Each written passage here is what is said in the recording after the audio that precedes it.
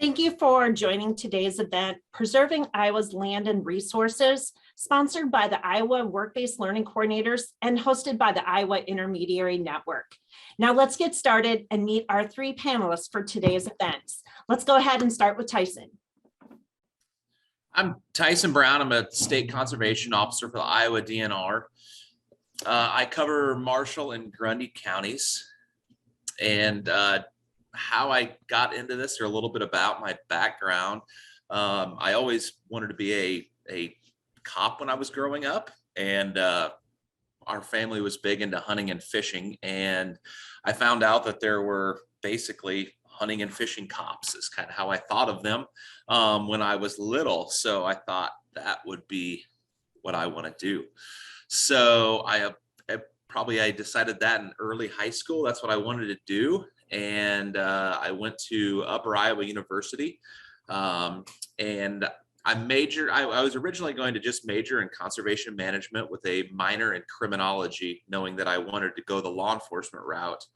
And I wrestled up there, so I was there for 5 years, so I had enough time to do a double major. So I did a major in conservation management and also criminology. And during the summer months of college, I worked seasonal jobs. I worked for County Conservation, Army Corps of Engineers as a park ranger, and then finally as a water patrol officer with Iowa DNR, which we hire every summer to patrol our lakes. So kind of building my resume that way while I was in college. And then when I graduated, I got a job as a park ranger over with the city of Dubuque, actually as a city park ranger. And that got me certified through the Law Enforcement Academy, which all officers must go through that to get to be a certified officer. I worked there for 5 years, and then I applied with the state to be a conservation officer. And I have been here for January was 8 years. I've been a conservation officer for the state. Great, Andrea. Can we hear from you as well? Thank you, Tyson. Yeah, thank you. My name is Andrea Bevington. I am a conservation officer also with the Iowa DNR. I am assigned to in Southwest Iowa. I have Adams and Taylor County and part of Montgomery right now because Montgomery and Page County is vacant. I've been an officer for 24 years this year. I guess a little bit about my background. I was neighbors with one of our wildlife biologists in Mount Ayr, Iowa. And so we played together with our the kids played together, and we were always out doing things. My dad was a veterinarian. And so I always knew I wanted to do something with critters. And when I decided to go to college, I went to Iowa State University. I ended up going 5 years. I double majored in fish and wildlife biology and environmental studies. And I wasn't exactly sure if I wanted to, I knew I wanted to work with wildlife, but I wasn't exactly sure what I wanted to do. So I worked summers for the wildlife department in the DNR. I worked for the fisheries department in the DNR. And then I got on full time as they were called park attendants back in 1996. And so I worked in Southeast Iowa, and there I got to do 6 months law enforcement, and I really enjoyed that. And so when a conservation officer position came open, I applied for a CO job. I will tell you that at least as in my career path, I didn't know, like Tyson, that I wanted to be an officer, but when I was going towards my getting my conservation officer career, I always looked at, okay, I worked as 3 months for the wildlife guys. Could I see myself doing this for the next 20 to 30 years? And so that was kind of one of my determining factors. But you have to be able to, if you're not sure what you want to do, it's always a good idea, obviously, to look at other career paths and see what you can do, just to see if that's what you want to do. So that's me. Thank you, Andrea. Logan? All right, good morning, everyone. My name is Logan Drazy, and I work for the Iowa DNR in the Parks, Forests, and Preserves Bureau. And I am based out of the Wallace State Office Building, which is where the DNR headquarters are at in Des Moines. I serve as our business operations manager. And prior to this, I spent about 10 years in the county conservation field in Iowa, working for a couple different counties. My career path started, I think I was in middle school, did a career day at school, and I thought I wanted to be a teacher. And then I started looking into some other career paths because I loved the outdoors so much. I grew up on an acreage, and we were always in the river valley, hiking, fishing, camping, really loved the outdoors. And so I discovered through that career day what a naturalist was. And then I did a summer youth volunteer program. It was actually with Dallas County Conservation, where I grew up, and got to see some folks in the career field in action, and thought that their jobs looked exactly like what I wanted to do. So in high school, I started taking some classes at DMAC, some ecology classes, and then decided to major in environmental science, and I went to Simpson College. Great. Thank you for sharing your backgrounds. We've got kind of a wide variety that led us all kind of up to the Department of Natural Resources.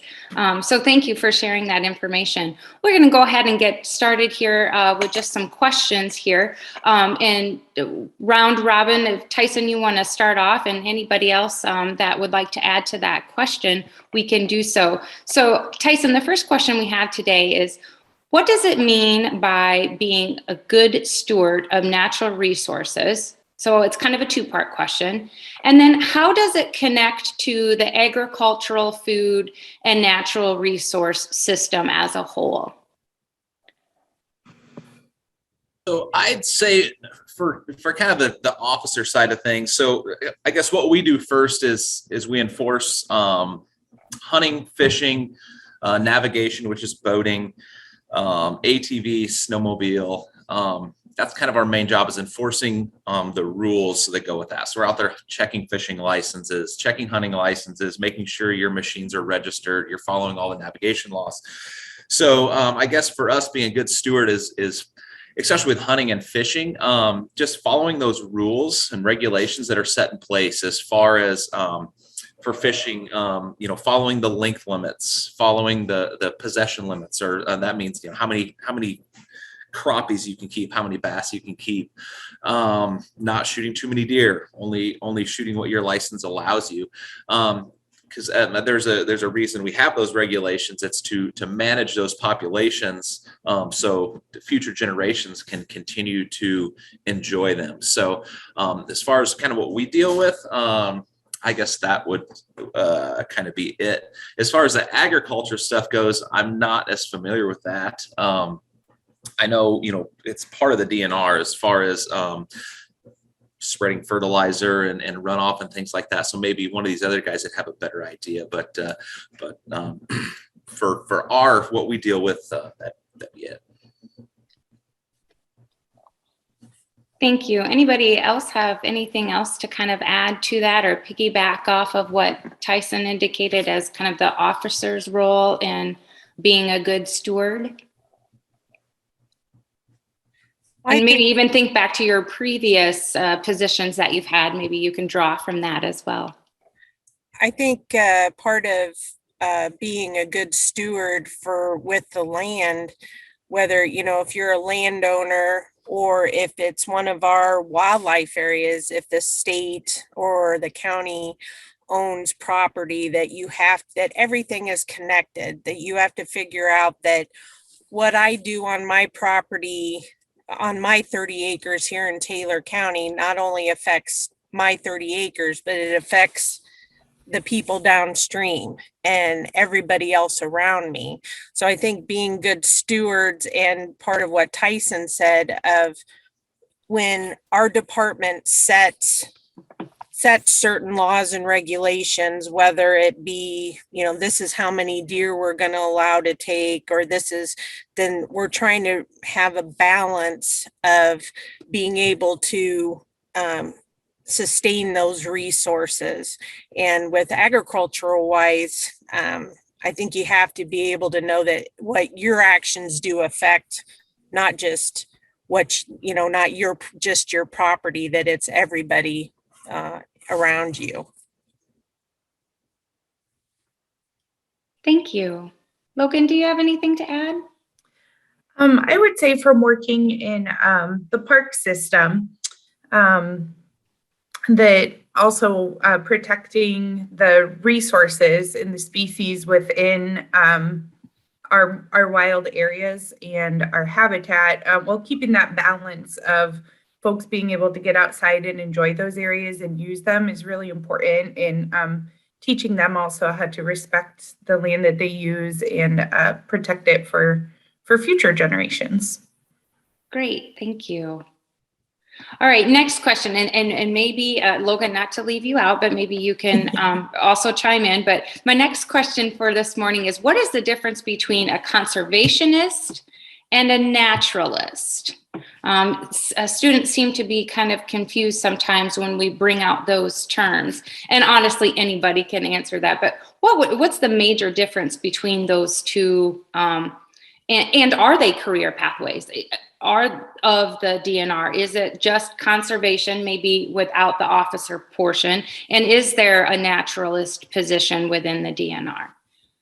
So the difference between the two, and if those are actual careers within Department of Natural Resources, maybe outside of the officer piece. Well, I guess as when I always get the question of the difference, what is the difference between a conservationist and a preservationist? A naturalist, there's naturalist positions a lot of times, and you guys, Tyson and Logan, can chime in, but naturalists, usually that's a county conservation position where a naturalist focuses on programs for teaching for kids and adults about what is going on out in the natural world. Conservationists, our department, we used to be the Iowa Conservation Commission, and so the conservation is the wise use of resources that we're able to use it. People get preservation and conservation confused, when preservation is to basically to save it, to not use it, when conservation is the wise use of the resources.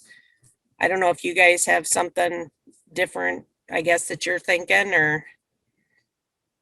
Yeah, I'd agree with that. I think whether you're talking the Iowa DNR, if you're talking County Conservation Board, we're all conservationists. That's kind of our main objective, to whether you're talking about state, even federal. That's kind of the whole big picture of what we do. And like Andrea said, that naturalist is a position. For instance, like here in Grundy County, we have a naturalist, and he's in charge of, like she said, programs. He goes and does a lot of classes or programs for students in the schools, takes them out on little field trips to some of their county parks, and he might be talking about the different trees one day. He might be talking about stuff that's in our streams and things like that. Is what I think of. Yeah, and I would add to that, here in Iowa especially, we kind of add some confusion to the term because we do have naturalists all over the state. So every county has a county conservation board, and many of those employ one or more naturalists and have a nature center also, where that naturalist works out of. Another word for naturalist in that position could be a conservation educator or an environmental educator. So they truly are teaching and connecting people to the resources and teaching them to be good stewards of our natural resources. Anyone can also be a naturalist in their personal life by studying nature and ecology and studying the land, just like you can be a conservationist in your personal life. And then you can take those passions and kind of put them into the wide variety of careers that are out there. Great, thank you. Logan, will you start us off with this next one? What technologies are used to manage natural resource systems across the state? Sure. So there are a lot of technologies. So you think of working in natural resources just being kind of outside in nature, but there's actually a lot of technology and tools that are used. So some of the tools that I've used in my time are GPS and GIS technologies. These are used for a huge, giant variety. I'm not even sure how many different ways you could use them. But for mapping within your areas that you're managing, we use them for prescribed burning. We use them for marking trees. I've used them for marking invasive species within our park system that we needed to go back and manage later on. We also use Excel sheets for data collection. Our park staff use a software system for collecting camper registrations, collecting fees, wide variety of things. So there is a lot of computer and technology involved. There are also positions within the DNR that use engineering technologies. Trying to think what else. Yeah, anyone else have other ones? As far as an officer goes, our day kind of revolves around our computers a lot of times. We're on a system with the rest of law enforcement in the state to where we can see where all the other officers are. Dispatch can see where we're at. If you're close to a call to help out a county sheriff's office or the state troopers with a call, or if they're close to you to help you out on one of your calls, kind of an officer safety thing. Also, issuing citations, that's all done through our computer. We have a printer in our truck that we print those off on.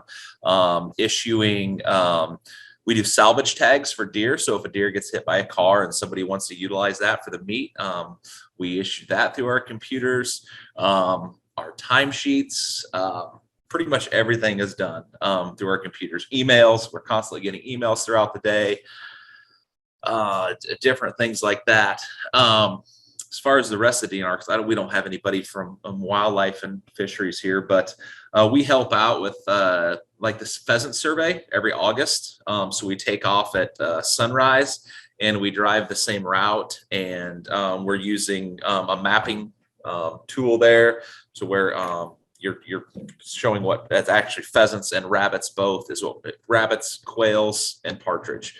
So that's going on a mapping system, and that always gets it all gets combined. I don't know, wildlife guys do that, but something else that comes to mind with the wildlife guys that I kind of find interesting. We've had some GPS trackers on some sandhill cranes. I don't know exactly how that works, but I kind of enjoy watching that migration of, I don't know, do we have 5 or 6, maybe one of you guys know, but I kind of find that cool. But I know our wildlife guys and fisheries guys, every bureau within the DNR's technology is getting, every year is getting more and more important in our field.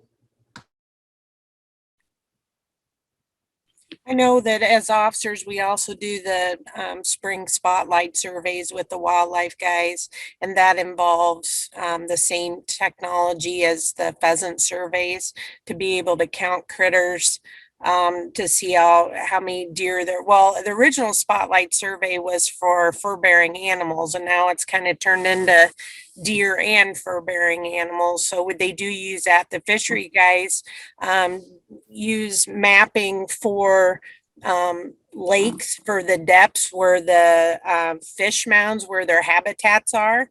So people can go online and see where, the fish structures are in each of the public lakes. So electronics and that stuff is here to stay. So. Great, thank you. So, and in any order, what does a typical day look like for each of you? For officers, it 100% depends on the time of year. So we'll just start out the first of the year, January. Deer season kind of wraps up January 10th, so we're getting out of that, and we go into checking ice fishermen, patrolling the snowmobile trails. A lot of coyote hunters start getting out. So you're out there when the people using the resources are out there. So, during the summer months, it's the boating season. So most of that is going on during the nice part of the day, and in our bigger lakes and rivers into the evening.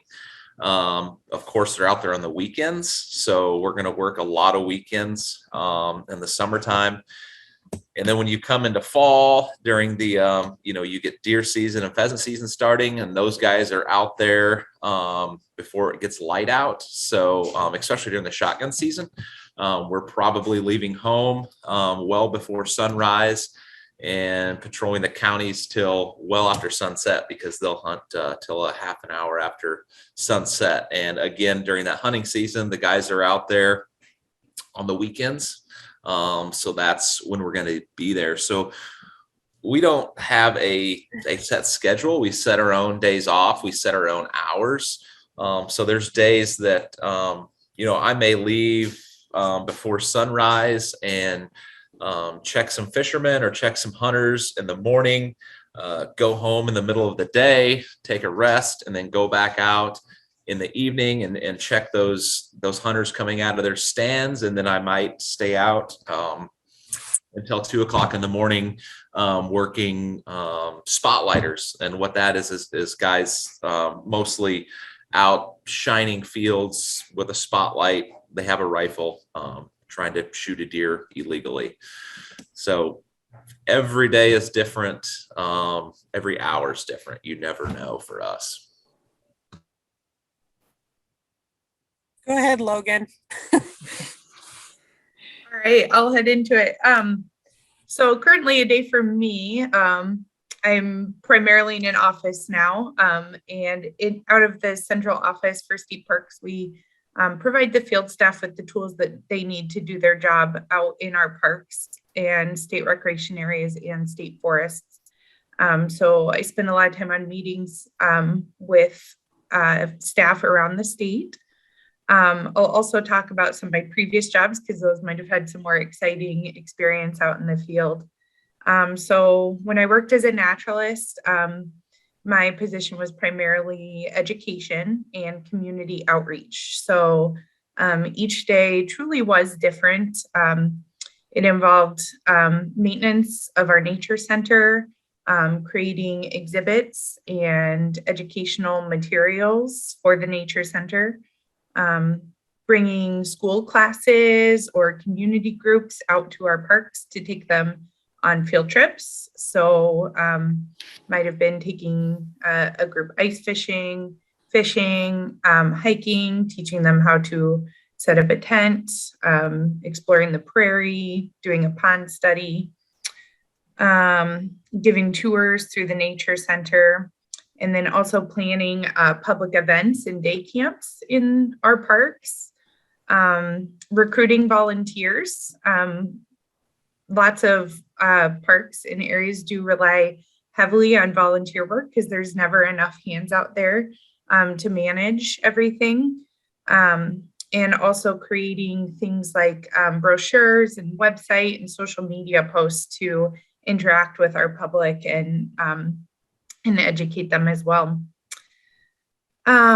Also, I've worked just in general park maintenance, and I can speak to what some of our park staff do throughout the day. So your day truly in a park depends on the time of year, the visitors, what's going on that day. So Managing your park involves mowing, maybe you're cutting down honeysuckle or invasive species, maintaining your trail system. In the parks, we provide amenities for the visitors to use to connect them to the resources. So you're managing and maintaining things like campgrounds and shower houses, beaches, boat docks and fishing piers, a lot of those different amenities that folks use, answering questions from the public. Let's see, also doing things like prescribed burns or some forestry, timber or prairie management, purchasing supplies. And then there's always those not so fun things like cleaning the restrooms, picking up giant trash bags. But it's all part of it to keep those areas safe and enjoyable for everybody. Great, thank you. I think both Tyson and Andrea, you kind of spoke to this next question a little bit in your introduction, but Andrea, if you can just remind us again, what is the education that's required in becoming an officer? And then I'm going to throw a two-part on there is, what does the career outlook look like?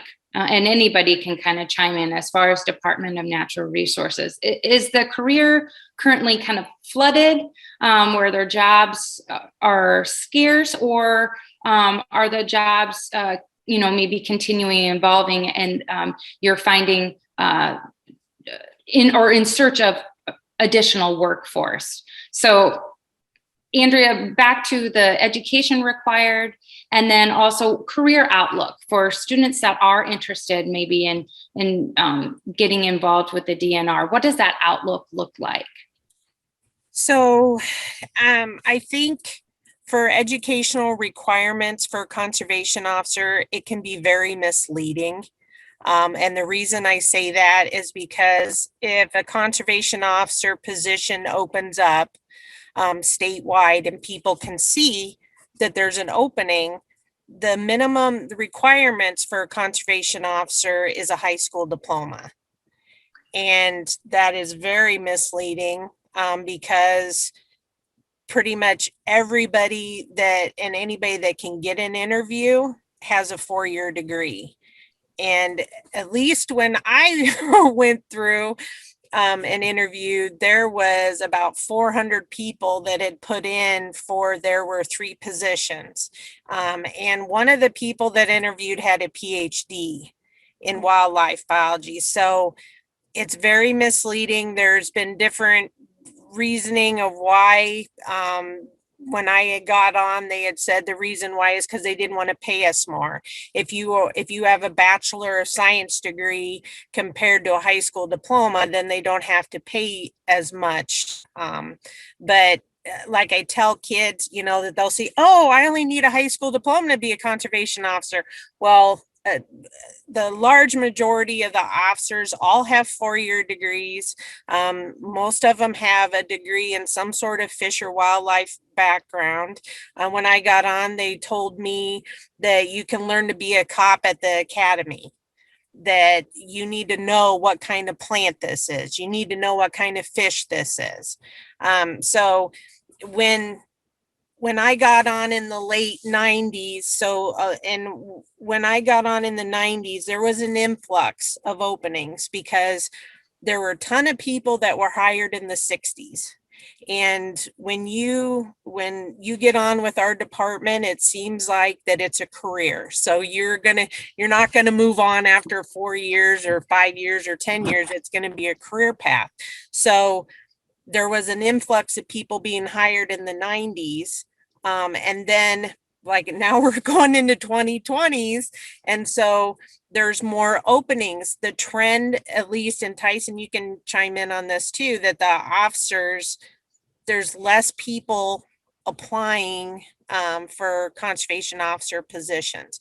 Not saying there's still not plenty of people, but I think a lot of people see that high school diploma, and a lot of people get weeded out that way, that they don't get an interview, but there's just less people that are putting in for those positions. I can't speak for the wildlife Bureau or the Fisheries Bureau, or even the Environmental Protection Bureau that we have with our department. But at least for officers, there seems to be less applicants for that. I don't know if it's a combination of police officer in general stuff, or if, because as far as I know, I think the numbers, at least at like Iowa State University for fish and wildlife programs, is just as strong as it was 20 years ago. So I guess that would be my opinion on it.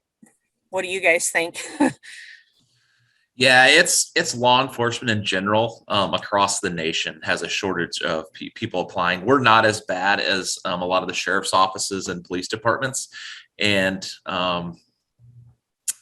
it's just the environment we live in right now with the stigma around law enforcement. But yeah, like I said, like Andrea said, we don't have as many as we used to applying, but we still have a lot, and we have a lot more than other law enforcement across the state, as far as just cops and troopers and things like that. But Andrea's right on the education. Whenever I have, especially a high school student, call me and ask what they have to do, I always tell them, go get your 4-year degree. And some of us are conservation majors, any type of wildlife major in college, criminology works, really anything works. And something that's just as important, I feel, as is getting your 4-year degree is working in the field seasonally while you're in college.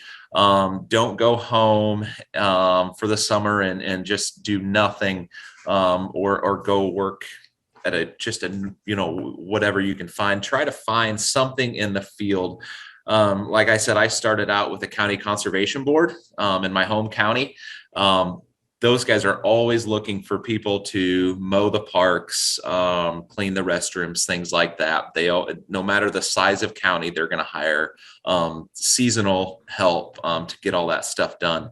Army Corps of Engineers, if you're wanting to get into the law enforcement side of things, they hire seasonal park rangers to patrol their parks. When I said what I did during college, we hire water patrol officers, and they go out and patrol our major waterways in the state, mostly by boat, and they're enforcing all the navigation stuff. So go out and work those jobs during the summer months. You're going to get to know people, and you're going to build that resume, and that's one of the biggest things besides that 4-year degree. All right. Let's get one more question out here. And I think, Andrea, you sort of already alluded to the question itself. What are the different departments within the Department of Natural Resources? And I'm going to take my last question back. I'm going to ask one more, but what are the different departments within the Department of Natural Resources? And maybe Logan, you can just answer this one. Sure. So we, within the Department of Natural Resources, we have 2 different divisions. So we have our Conservation and Recreation Division, and then we have our Environmental Services Division. Within each of those divisions, there are bureaus. So on the Conservation and Recreation side, that's where our State Parks, Forests, and Preserves Bureau falls, our Law Enforcement Bureau, where Andrea and Tyson are at, our Fisheries Bureau, our Wildlife Bureau. We have Land and Waters, and they do engineering and watersheds and rivers. And we also have a Communications Bureau that does outreach and marketing. On the Environmental Services side, I'm in Conservation and Recreation, so I definitely know less about what they do, but they do environmental services and air quality, water quality, soil sciences, things with runoff, septic systems, lots of those health and safety aspects in our environment. And does anyone else know any more about any of those?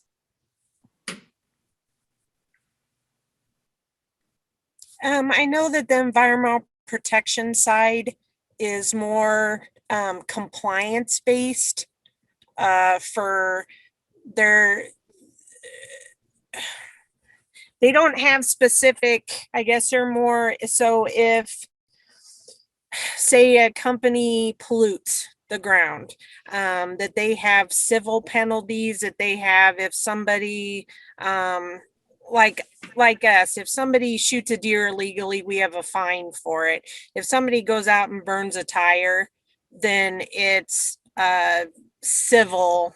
It's more of a compliance based division compared to the conservation and recreation division. They're more, I don't know if educational is the right word, but it's just a different division. That's when the Conservation Commission became the Department of Natural Resources. That was part of the Environmental Protection Division was added. So that's kind of, but they're getting a fish and wildlife degree or any sort of nature-based degree.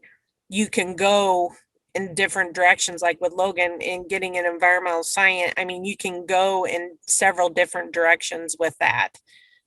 So it's, and I agree with Tyson with having the experience, having people get to know who you are is the biggest thing, getting your foot in the door and having experience. Because like I said, I didn't know I wanted to be a conservation officer until I did all these other avenues of working for the department. So, but yeah, it's not just, you know, cleaning bathrooms or writing people tickets, or there's a lot of different things you can do within our department.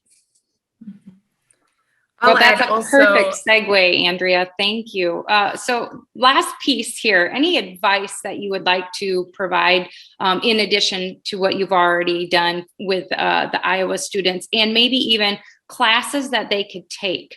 What may be a suggestion of 1 or 2 classes that they could take while they're in high school, or what they could do while they're in high school? And we'll hear from each of you to wrap us up this morning. Go ahead, Andrea. I would say I tell all the high school kids and junior high kids that are even remotely thinking about natural resource, take all the science and math that you can. And you want to be on that track of taking, you know, as much physics, chemistry, biology that you can. And I know a lot of people like, why? I don't need to have geometry and I don't need that. But you will use it. You will use different methods, especially with the technology the way it is now, that we're incorporating a lot of technology with our jobs. So take as much science and math as you can. That's what I tell kids. I agree. Science classes, for sure.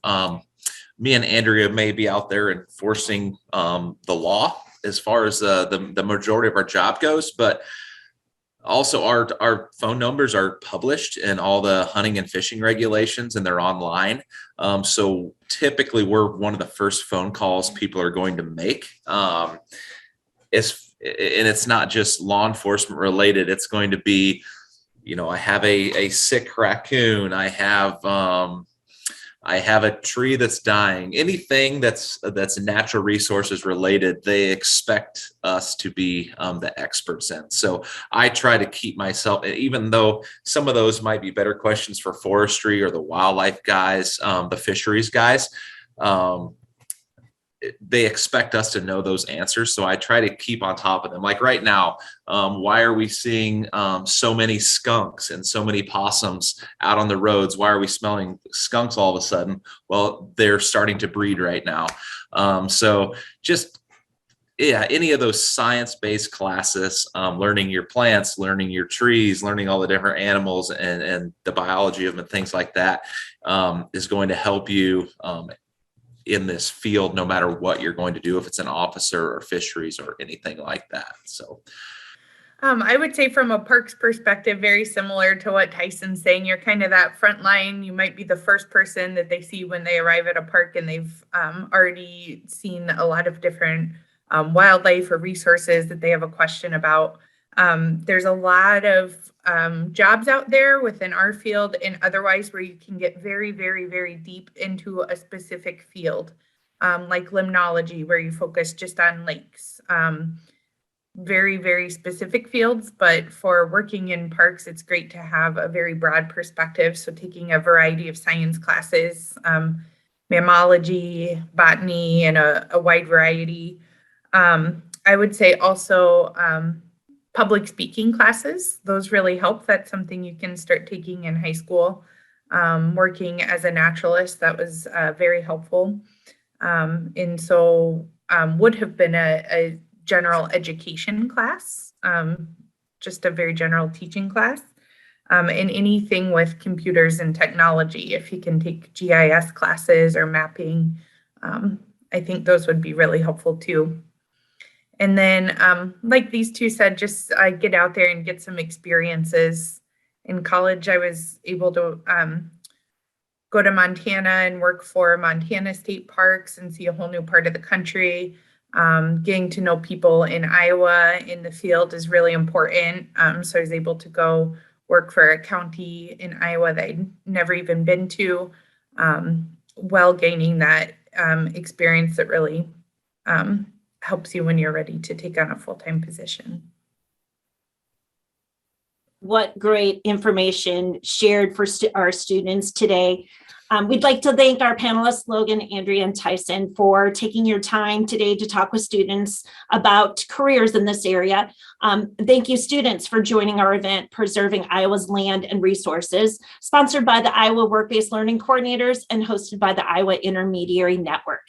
You can find this recording and others by visiting iowain.org under the Connection Lab tab. In closing, once again, thank you to our panelists. Such great information shared today for students, and we can't thank you enough for your time.